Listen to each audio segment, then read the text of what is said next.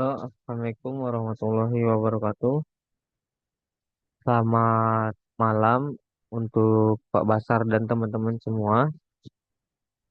Terima kasih atas kesempatannya yang diberikan kepada saya untuk menyampaikan materi mengenai internet sehat.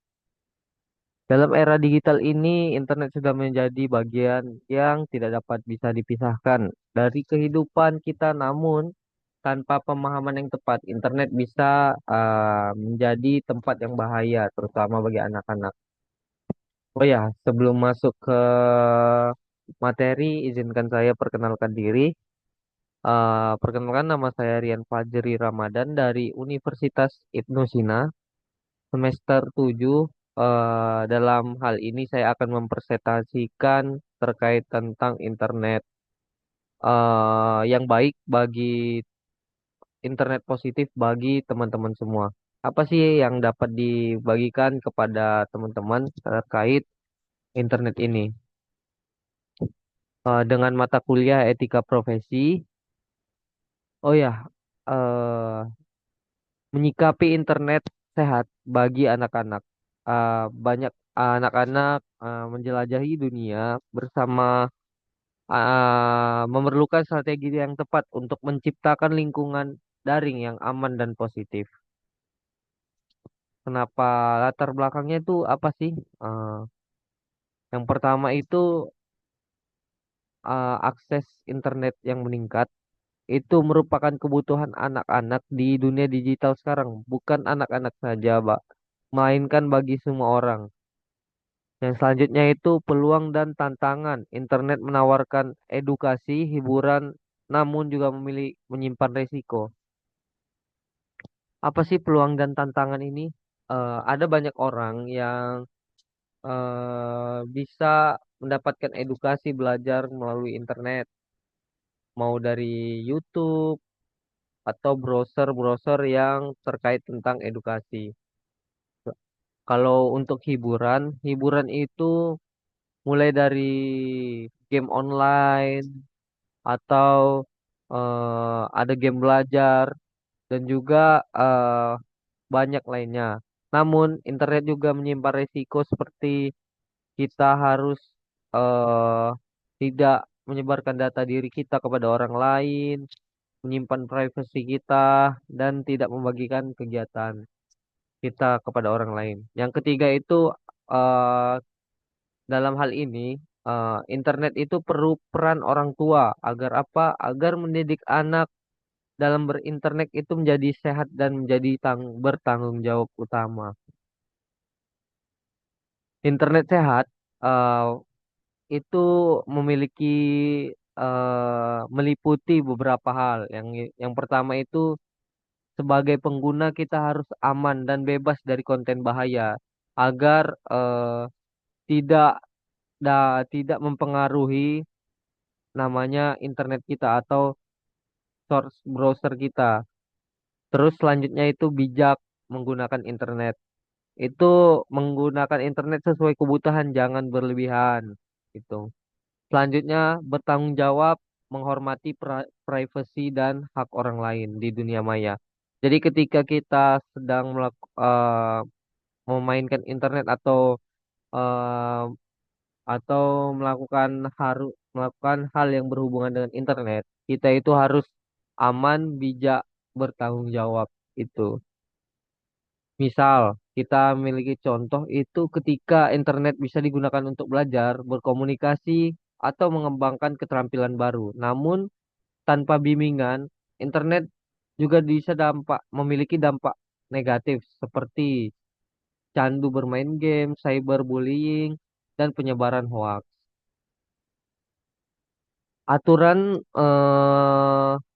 selanjutnya, regulasi dan peraturan terkait internet sehat. Itu yang pertama ada Undang-Undang ITE menetapkan aturan ini sebagai terkait pengguna internet.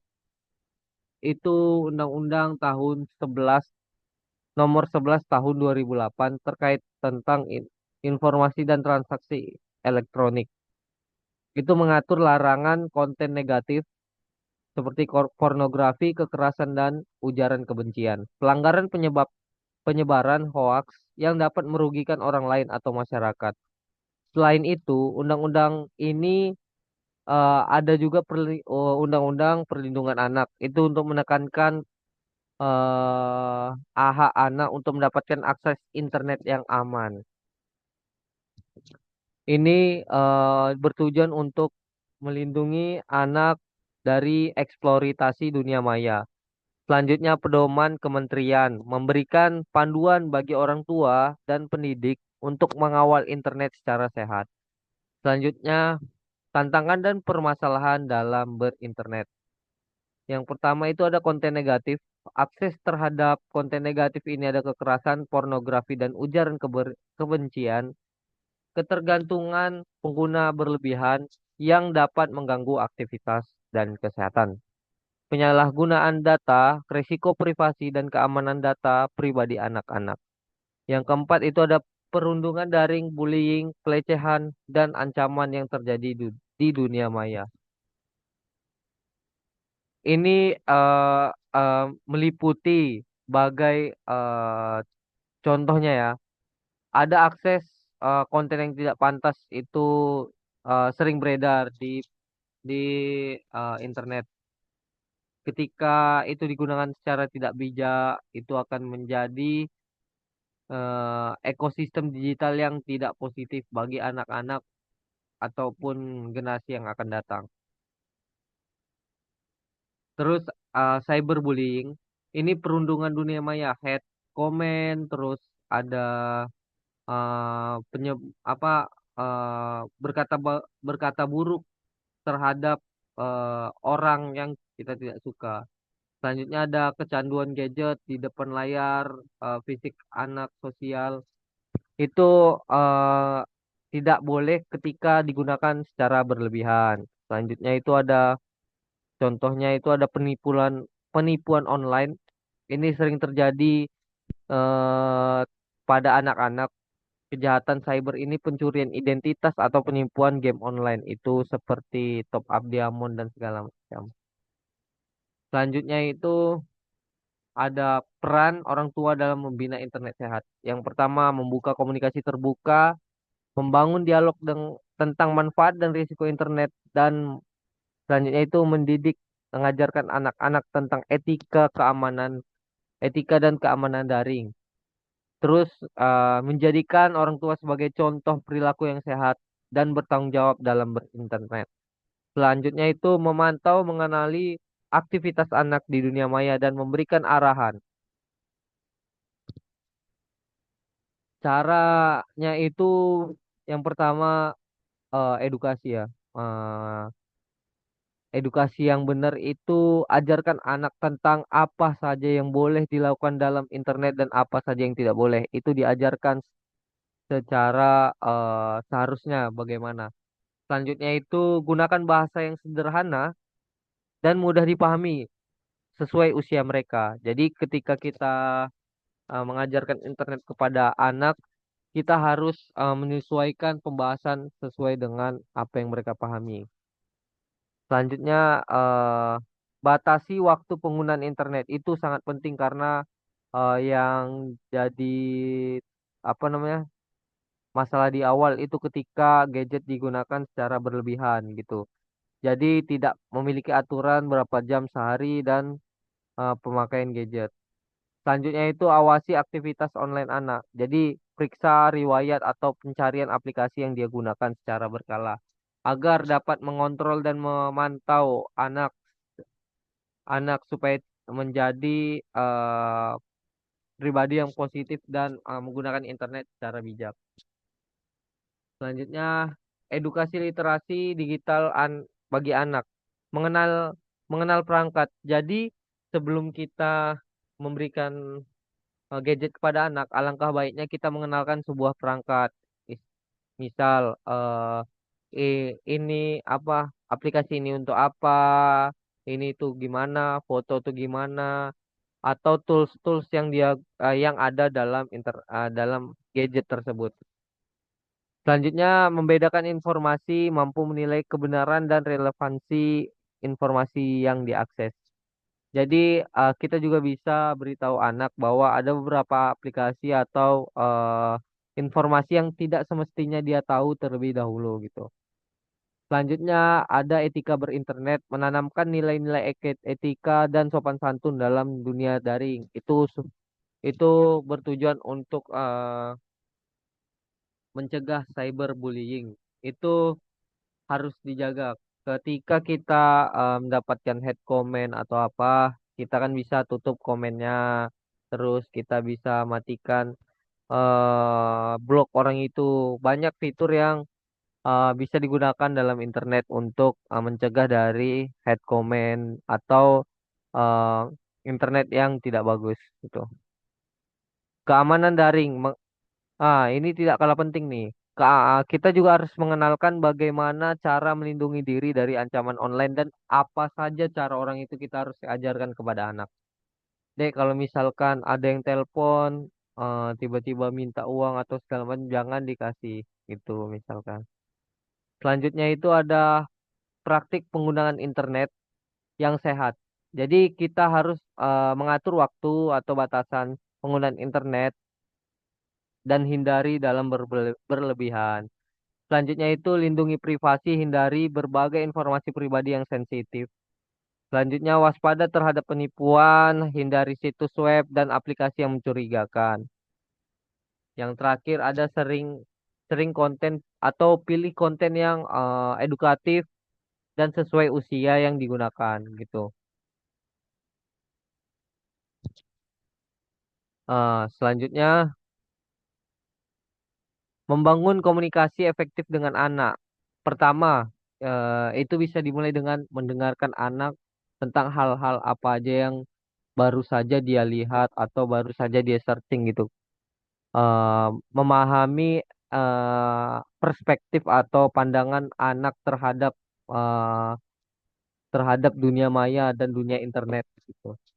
Terus berbicara dan arahkan atau dan bimbing anak secara dengan bahasa yang mudah dan mudah dipahami.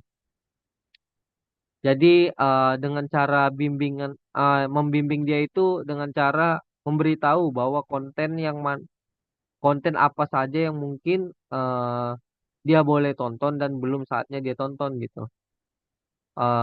Kita juga sebagai orang tua atau sebagai abang atau sebagai ini apa yang dituakan itu haruslah memahami bagaimana cara eh, supaya anak atau adik mengerti bagaimana arah konten yang dia gunakan.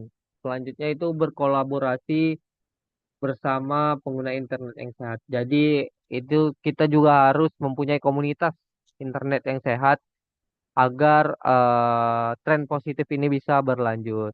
Selanjutnya itu jujur dan hindari kebohongan untuk menipu anak-anak tentang internet. Jadi jangan alasan nggak ada paket. eh, Alangkah baiknya jujur bahwa ada hal-hal misal waktunya dia bermain gadget sudah habis itu harus kita tekankan. Jadi jujur kepada anak. Selanjutnya itu memonitoring dan awasi aktivitas online anak. Bagaimana sih cara ngontrolnya? Itu kita bisa memblokir beberapa web-web yang tidak boleh atau tidak bisa dia gunakan. Gitu. Terus menyaring konten juga, konten apa aja yang bagus untuk anak. Terus komunikasi terbuka dan bicaralah kepada anak dan hindari mereka dari aktivitas online gitu. Jadi kesimpulan dan rekomendasi dari saya itu menyikapi internet sehat memerlukan kerjasama dari semua pihak. Orang tua, pendidik, dan pembuat kebijakan memiliki peran penting untuk menciptakan lingkungan digital yang aman dan positif bagi anak.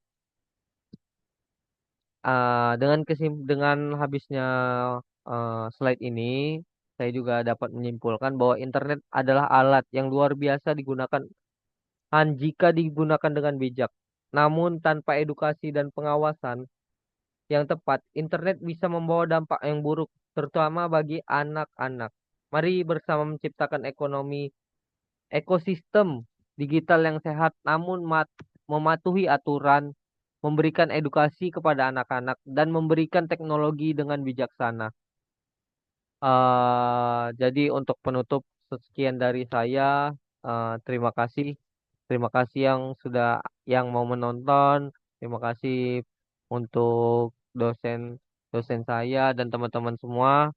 Wabillahi taufiq wal hidayah. Wassalamualaikum warahmatullahi wabarakatuh.